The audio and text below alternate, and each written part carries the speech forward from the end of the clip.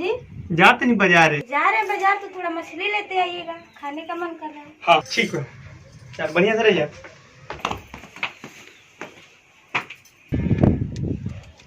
ए बाबू जा तनी बाजार है, तारा पोतोहिया के मछरी खाए के मन के ए बार मछरी या भात खाई ले, ठीक बा? ढेर सार महर पशु है, जब से मेहर आइल भी है तब से ओकरे बात मानता रे। हां बताओ, उहे कहल जाला कि घर में भूजी भांग ना आ पतोहिया पादे चिउरा। भाग सरवा यहां से।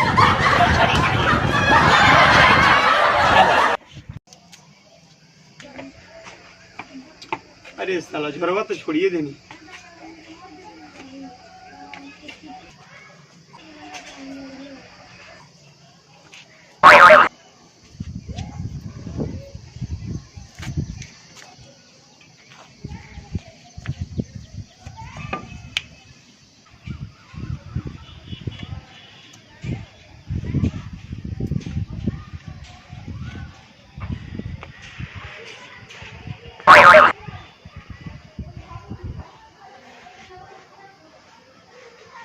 बाबू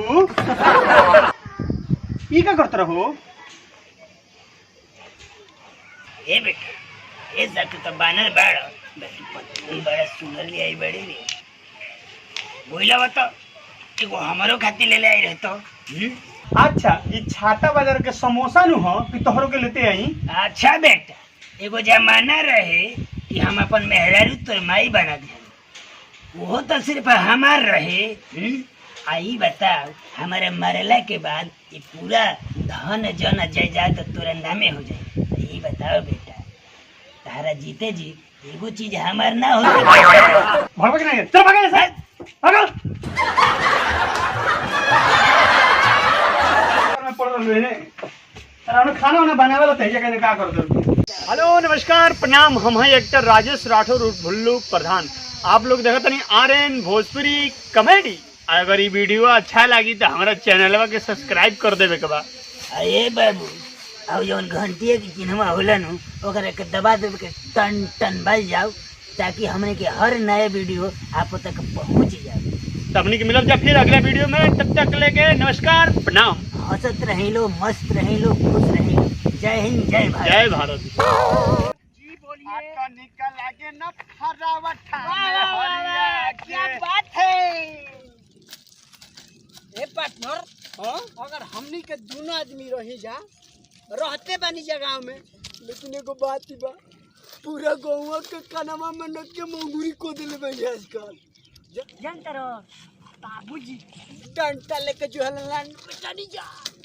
तो देखो पार्टनर, क्या है आगे के खेला हम बताई तहरा के। खेला एजे पे खड़ा रहो पार्टनर, एकदम आयो खड़ा देखो है। हमार खेला। बिल्कुल दिखाओ।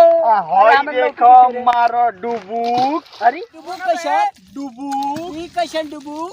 अले पार्टनर, मछरी ह, मछली है। तेहू मार। ईटा है मछली का। मार अरे मारा पार्टनर, सीधे मार डुबुक वाला। अरे अरे कौन हवे बे? रे मारा मार मरी मारा डुबुक। चला पहले साथ अवसर हमनी के मछरिया मार दे त भगावत रसा।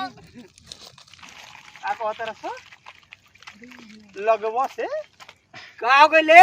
कौन हवा सबे? हम चिल्ले करे हैं जा। हमनी के मछरिया जब मारत हो त ढेलवा काहे फेंकत हवा सबे? हम के जावेला हमारे रे का कहत रे? ई राघव तक कुछ ज्यादा बोलता का रे? ज्यादा बोलत ओकर छील ले मछली। मछरी छोड़ाई जाली छी। चिन चिन चिन आगे लेके भाग भाग भाग भाग भाग भाग भाग भाग भाग भाग।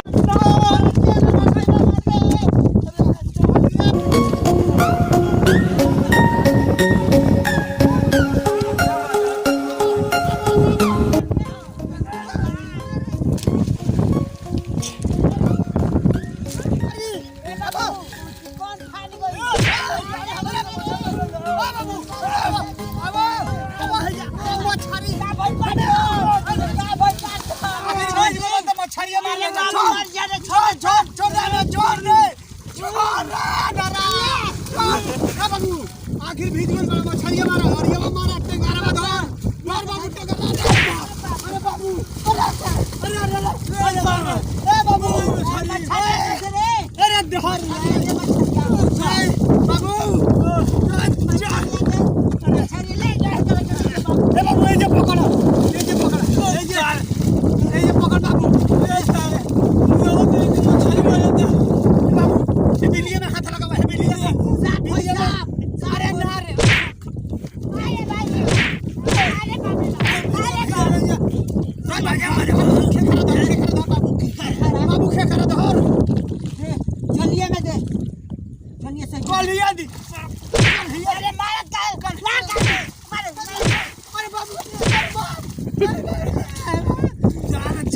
कलिया कलिया कथी कलिया कहले बड़े रे ई बलिया केकर बलिया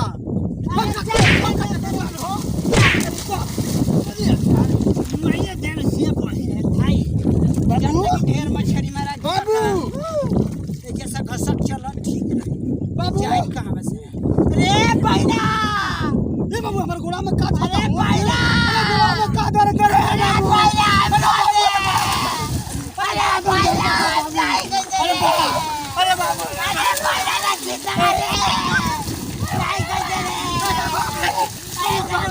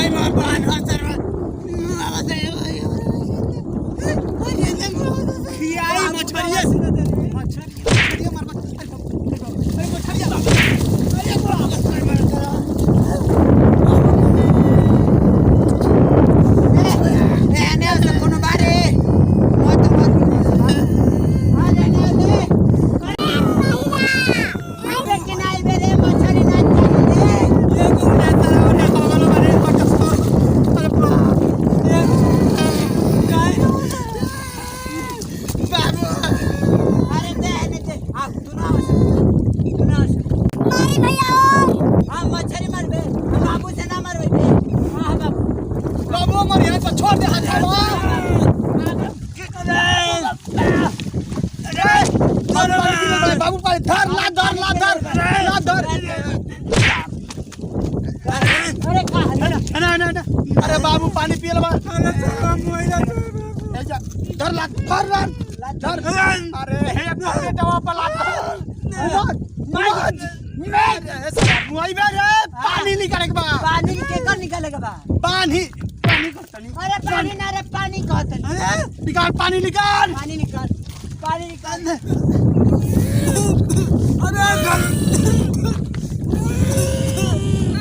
अरे सरवा अरे मुआई बा कहतनी पानी निकालते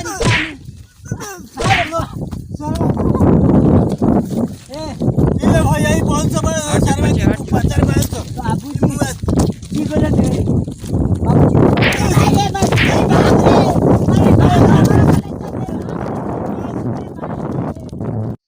नमस्कार प्रणाम। हम हैं एक्टर राजेश राठौर उर्फ भुल्लू प्रधान। आप लोग देखा तनी आर्यन भोजपुरी कॉमेडी। और ये वीडियो हमने के अच्छा लगी तो प्लीज वीडियो के लाइक करब आ हमारा चैनलवा के सब्सक्राइब करे के बा।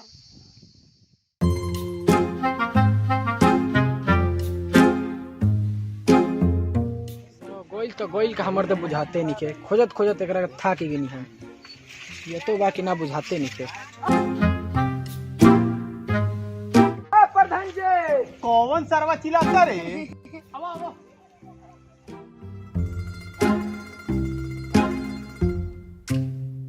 अरे प्रणाम जी। लाल प्रणाम। देखा तेरा कुकुर के तो हालत हो गई एगो हौल साला बा। का जाने कौना माल से बतियावत रहता है। दिन भर बाबू सोना करले रहता है। एकदम दिमाग खराब हो गया। अपने तो तू कुछ कहलो ना, हम करे तार फाटो था। अरे अब हेनी तो समझ लिया। अरे जाए दी महाराज, लइका बात जाए दी महाराज। लइका बा सा हाथी बोले तो हाथी के कभी ना दी। अरे जाए दी महाराज, जाए दी। काहे जी सारा कुकुर के हाल हो गइल बा हमार। सर करबो ऐसा ना कुछ कोला का ना लइका बात महाराज जाए दी। ओट के समय आवतर वो लइका पकड़िया तो लइका तो कबो मार दे। आई रे जाए दी। अरे भैया पटाहू कर ले जाए दी महाराज, आई बहरी आई।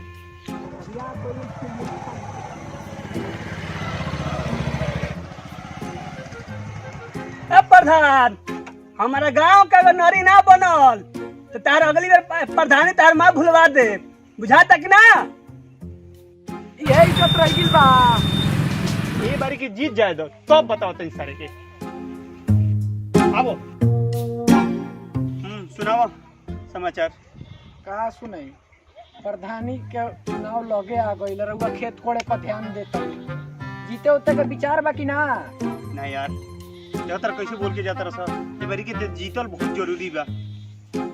करनी ऐसा बात तार का होई? कुछ बोल रहा का? ना कहत नहीं कि जनता पर ध्यान दी। खेत कोड़ला से थोड़े ना चुनाव जीतल जीतन, जनता के सेवा करी। तो करे के पड़ी। का करल जी? लोगन की हतनी जाई, ओट के बारे में बताई, लोगन के दुख सुख जानी, पूरा करब चाहे ना पूछ ली कि का लोग के मांग में, तब नु काले चलल जी। काले पूरा गांव में घूमल जी। चलिए ठीक बा, काल चलब हम, है ना? ठीक चलिए ठीक। प्रणाम चलत नहीं। प्रणाम। जिंदाबाद जिंदाबाद जिंदाबाद जिंदाबाद जिंदाबाद जिंदाबाद जिंदाबाद जिंदाबाद जिंदाबाद जिंदाबाद बुलू प्रधान, जिंदाबाद बुलू प्रधान, जिंदाबाद जिंदाबाद प्रधान, जिंदाबाद बुलू प्रधान, जिंदाबाद प्रधान, जिंदाबाद बुलू प्रधान, जिंदाबाद बुलू प्रधान। जिंदाबाद। चाचा जी ये बारी के ध्यान रखेगा बा। एकदम रहुए के बेरी के वोट दिए महाराज। ए बेरी के कहीं ना एने होने जाई। बुलू प्रधान, जिंदाबाद। बुलू प्रधान। कतनो प्रधान जी तोर घूम ले ससु गांव में, लेकिन जीतिया तो हमार चचे नहीं ससु। बुलू प्रधान, जिंदाबाद। बुलू प्रधान, जिंदाबाद। ये घूम नहीं वसन याद के फटावत। बड़कावत ना ओकरा पता नहीं खे कि जियो के टावर आ बुल्लू प्रधान के पावर कि बताई जीतला के बाद। चचा चचा अरे चचा, अरे प्रणाम है चचा। प्रणाम प्रणाम, बैठा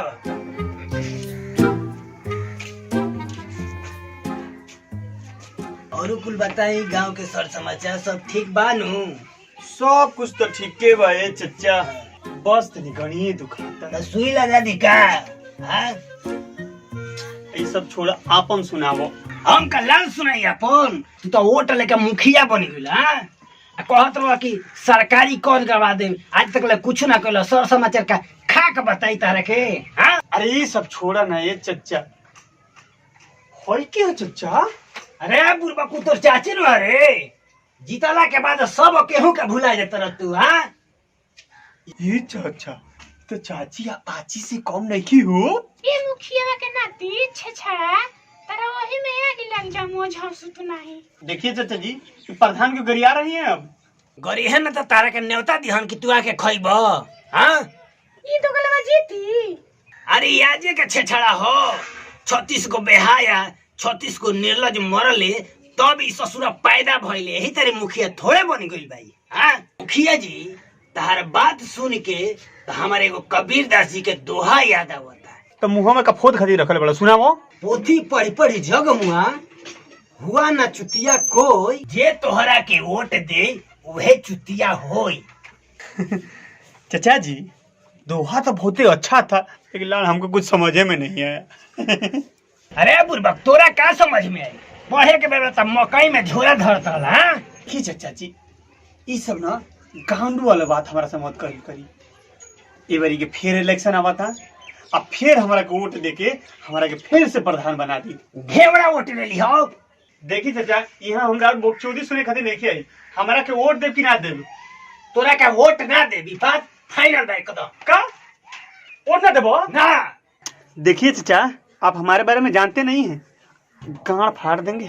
का कर लेबो रुआ एथिया में बांध के नहीं हमें से खिंचवा ले जाई, बता दे रहे हैं। ले आओ ना लठिया, इस साले ढेर बोलता।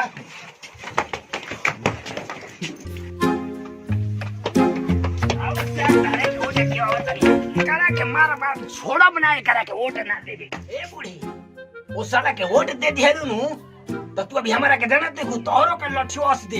जैसे कि हम कहे के वोट देवे जाई। हेलो नमस्कार प्रणाम, हम हैं एक्टर राजेश राठौर उर्फ भुल्लू प्रधान। आप लोग देखा था नहीं आर्यन भोजपुरी कॉमेडी।